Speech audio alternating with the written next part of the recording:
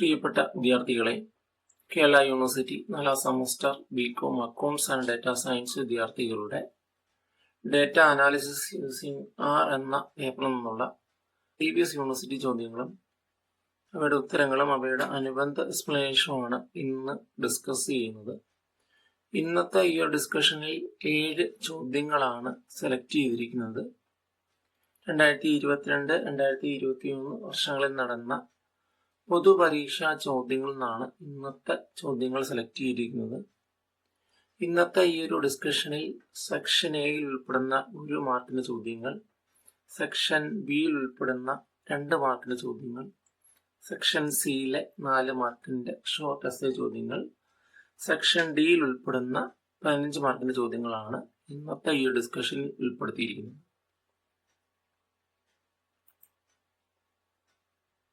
ഒന്നാമത്തെ ചോദ്യം, ANOVA stands for dash. 1 മാർക്കിന്റെ ചോദ്യം. സ്ഥിരമായി ചോദിക്കുന്ന ഒരു ചോദ്യമാണ് അനോവ, അതുമായിട്ട് അസോസിയേറ്റ് ചെയ്യുന്ന കാര്യങ്ങൾ. നമുക്ക് അനോവ ആദ്യം എന്താന്ന് നോക്കാം. ANOVA stands for analysis of variance. ANOVA is a statistical method used mainly to compare the mean of 2 or more samples. 2 അതിൽ കൂടുതലോ സാമ്പിൾസിന്റെ മീൻ കമ്പയർ ചെയ്യാൻ വേണ്ടി യൂസ് ചെയ്യുന്ന ഒരു സ്റ്റാറ്റിസ്റ്റിക്കൽ മെത്തേഡാണ് അനോവ. പൊതുവെ നമ്മൾ സ്റ്റാറ്റിസ്റ്റിക്കൽ യൂസ് ചെയ്യുന്ന ഒരു ടെസ്റ്റാണ് അനോവ ടെസ്റ്റ് എന്ന് പറയുന്നത്. അനോവ ടെസ്റ്റ് 2 രൂപത്തിലും 2 വേർഷനാണുള്ളത്. There are 2 types of ANOVA. One-way ANOVA test and two-way ANOVA test. So ANOVA stands for analysis of variance. It is used to compare the mean of 2 or more samples. 2 അതിൽ കൂടുതലോ samples തമ്മിലുള്ള means compare ചെയ്യാൻ വേണ്ടിയാണ് ANOVA എന്ന statistical method use ചെയ്യുന്നത്. ഇനി രണ്ടാമത്തെ ചോദ്യം, second question, name any 4 basic data types in R. 1 മാർക്കിന്റെ ചോദ്യം. വളരെ ഇമ്പോർട്ടന്റ് ആയ ഒരു ചോദ്യമാണ് ഡാറ്റ ടൈപ്സ് ഇൻ ആർ. നമുക്ക് ഡാറ്റ ടൈപ്സ് എന്താണെന്ന് നോക്കാം. Data types are used to identify the type of data and the operations that can be performed on data. ആറിൽ 6 ബേസിക് ഡാറ്റ ടൈപ്സ് ആണുള്ളത്. Logical, numeric, integer, character, complex and raw. അങ്ങനെ 6 basic data types ആണ് R എന്ന statistical programming ലാംഗ്വേജിൽ use ചെയ്യുന്നത്. അത് logical എന്ന് പറയുന്നത് ബൂളിയൻ ഡാറ്റ ടൈപ്പ് ആണ്. ട്രൂ അല്ലെങ്കിൽ ഫോൾസ് വാല്യൂസ് സ്റ്റോർ ചെയ്യുന്നു. ന്യൂമറിക് റിയൽ നമ്പേഴ്സ് സ്റ്റോർ ചെയ്യാൻ വേണ്ടി യൂസ് ചെയ്യുന്നു. ഇൻഡിജേഴ്സ് ഡെസിമൽ പോയിന്റ് ഉള്ള റിയൽ വാല്യൂസ് സ്റ്റോർ ചെയ്യാൻ വേണ്ടി യൂസ് ചെയ്യുന്നു. ക്യാരക്ടേഴ്സ് സ്റ്റോർ ചെയ്യാൻ വേണ്ടി യൂസ് ചെയ്യുന്നു. അതുപോലെ തന്നെ കോംപ്ലക്സ് ഈ പറയുന്ന കോംപ്ലക്സ് വാല്യൂസ് സ്റ്റോർ ചെയ്യാൻ വേണ്ടി യൂസ് ചെയ്യുന്നു. ഇനി മൂന്നാമത്തെ ചോദ്യം, what is one way ANOVA test. 1 മാർക്കിന്റെ ചോദ്യം. നേരത്തെ കണ്ടു, അനോവയുടെ അബ്രിവേഷൻ ആണ് analysis of variance. So the one way ANOVA test is used to determine whether there are any statistical significance between the means of 3 or more independent groups. So ANOVA stands for analysis of variance. The one-way ANOVA test is used to determine whether there are any statistical significance difference between the means of 3 or more independent unrelated groups.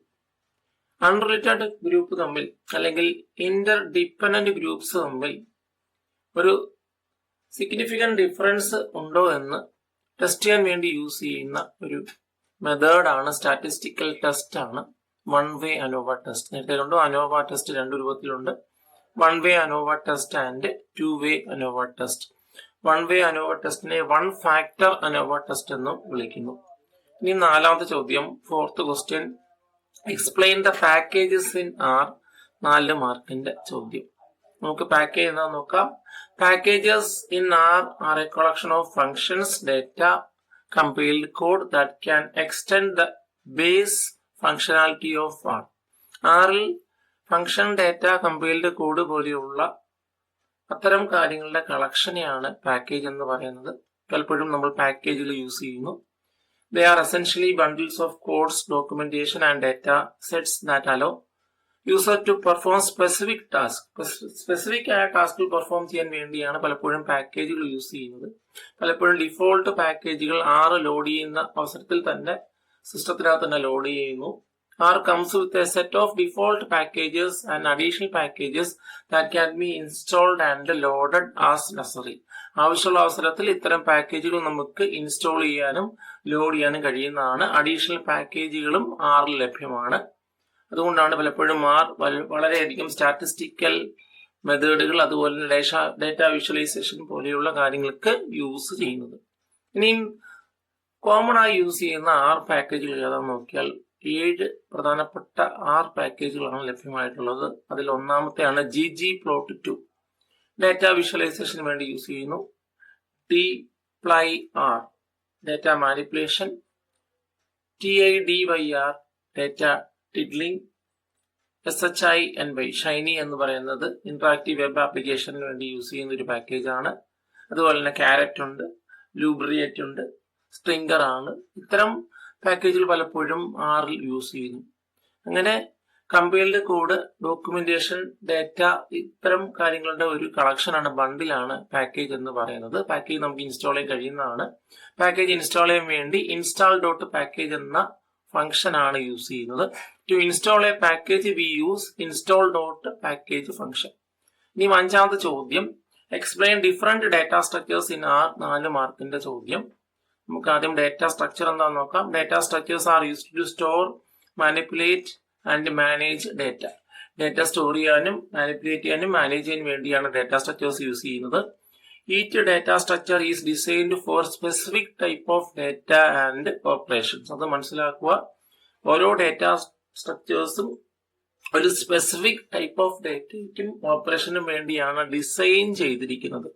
അപ്പോൾ മനസ്സിലാക്കുക, data structures are used to store, manage and manipulate data. Each data structure is designed for specific types of data and operations. നമ്മൾ നേരത്തെ കണ്ടു, R അടിസ്ഥാനപരമായി 6 data ടൈപ്പുകളാണുള്ളത്. ഓരോ data ടൈപ്പും വ്യത്യസ്തമായ ഡേറ്റയാണ് store ചെയ്യുന്നത്, വ്യത്യസ്തമായ ഓപ്പറേഷൻസ് ആണ് പെർഫോം ചെയ്യുന്നത്. അങ്ങനെ ഡേറ്റ സ്ട്രക്ചേഴ്സ് ഉപയോഗിച്ചാണ് ഡേറ്റ സ്റ്റോർ ചെയ്യുന്നത്, മാനേജ് ചെയ്യുന്നത്, മാനിപ്പുലേറ്റ് ചെയ്യുന്നത്. ഒന്നാമത്തെ ഡേറ്റ സ്ട്രക്ചർ ആണ് വെക്ടർ എന്ന് വിളിക്കുന്നത്. ഇനി വെക്ടറിന്റെ ഒരു ഡിസ്ക്രിപ്ഷൻ നോക്കിയാൽ, a vector is a basic data structure in R that contains elements of same type. Homogeneous elements contain ചെയ്തിരിക്കുന്ന ഒരു ഡേറ്റ സ്ട്രക്ചർ ആണ് വെക്ടർ എന്ന് പറയുന്നത്. രണ്ടാമത്തെയാണ് matrix. A matrix is a 2-dimensional data structure with rows and columns. റോയും കോളവുമായിട്ട് എലമെന്റുകളെ arrange ചെയ്യുന്ന ഒരു 2-dimensional ഡേറ്റ സ്ട്രക്ചർ ആണ് മെട്രിക്സ്.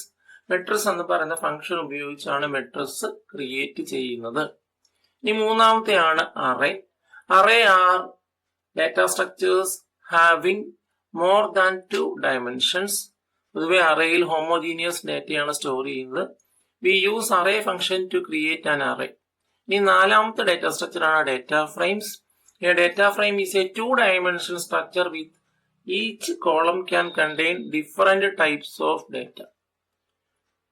അങ്ങനെ ഡേറ്റ ഫ്രെയിമിന്റെ പ്രത്യേകത എന്ന് പറയുന്നത് it is similar to a table or spreadsheet.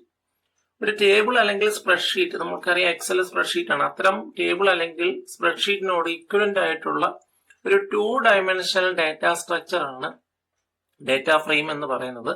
അതിന്റെ പ്രത്യേകത എന്ന് പറയുന്നത് each column can contain different types of data. നമ്മൾ ഡേറ്റ ഫ്രെയിം എന്ന് പറയുന്ന ഫംഗ്ഷൻ ഉപയോഗിച്ചാണ് ഡേറ്റ ഫ്രെയിംസ് ക്രിയേറ്റ് ചെയ്യുന്നത്. So data frame is a 2-dimensional structure where each column can contain different types of data. It is similar to a table or spreadsheet. വേണമെങ്കിൽ 1 മാർക്കിനോ 2 മാർക്കിനോ ചോദിക്കാം, what is data frame in R എന്ന് ചോദിക്കാം. Data frame create ചെയ്യാൻ വേണ്ടി നമ്മൾ data frame എന്ന function ആണ് use ചെയ്യുന്നത്. ഫംഗ്ഷന്റെ പ്രത്യേകത, function is A group of code which perform A specific task. ഒരു സ്പെസിഫിക് ടാസ്ക് പെർഫോം ചെയ്യാൻ വേണ്ടി യൂസ് ചെയ്യുന്ന ഗ്രൂപ്പ് ഓഫ് കോഡുകളെയാണ് ഫംഗ്ഷൻ എന്ന് പറയുന്നത്. ആറിലും വ്യത്യസ്തമായ ഫംഗ്ഷൻസ് യൂസ് ചെയ്യുന്നു. ഓരോ ഫംഗ്ഷനും ഫംഗ്ഷന്റെ നെയിം ഉണ്ട്, ഫംഗ്ഷൻ ബോഡി ഉണ്ട്, ഫംഗ്ഷന്റെ ആർഗ്യുമെന്റ്സ് ഉണ്ട്.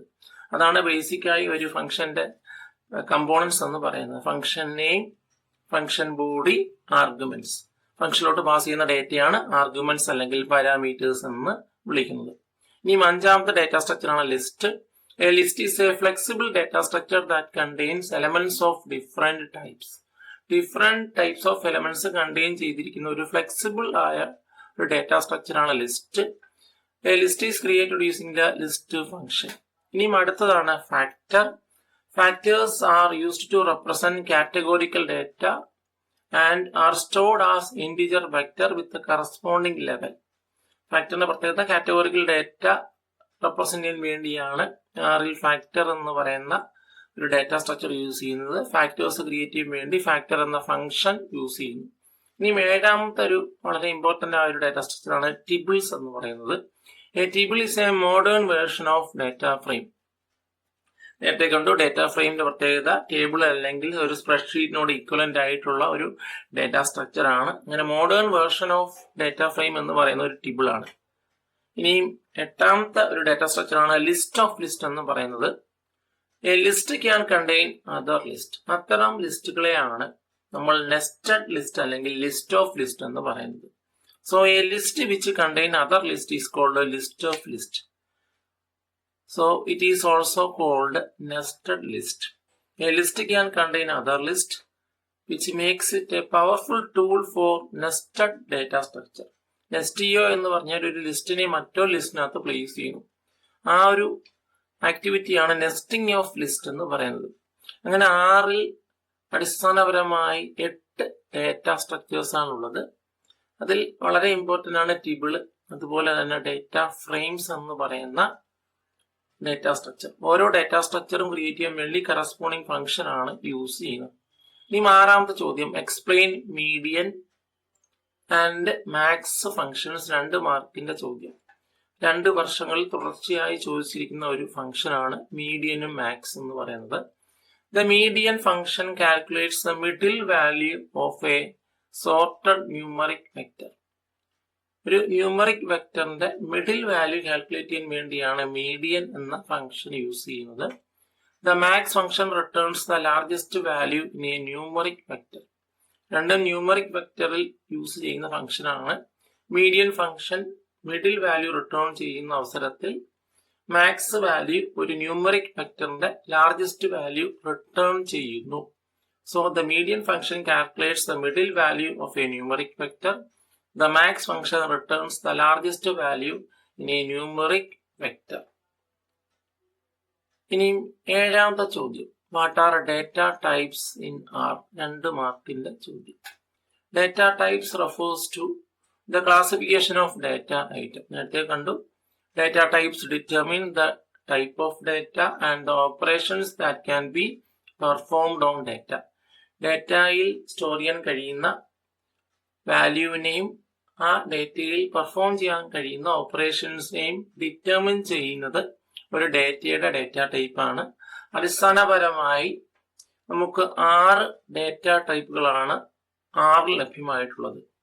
പലപ്പോഴും അതിൽ ലോജിക്കൽ ഡേറ്റ ടൈപ്പ് ഉൾപ്പെടുന്നു, ന്യൂമറിക് ഡേറ്റ ടൈപ്പ് ഉൾപ്പെടുന്നു, ഇൻറ്റിജർ ഉൾപ്പെടുന്നു, കോംപ്ലക്സ് ഉൾപ്പെടുന്നു, ക്യാരക്ടർ ഉൾപ്പെടുന്നു, റോ ഡേറ്റ ടൈപ്പ് ഉൾപ്പെടുന്നു.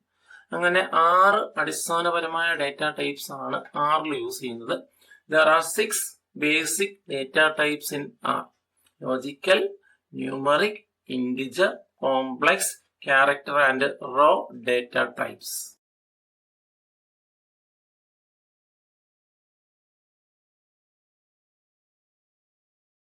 Thank you for watching. Please subscribe the channel.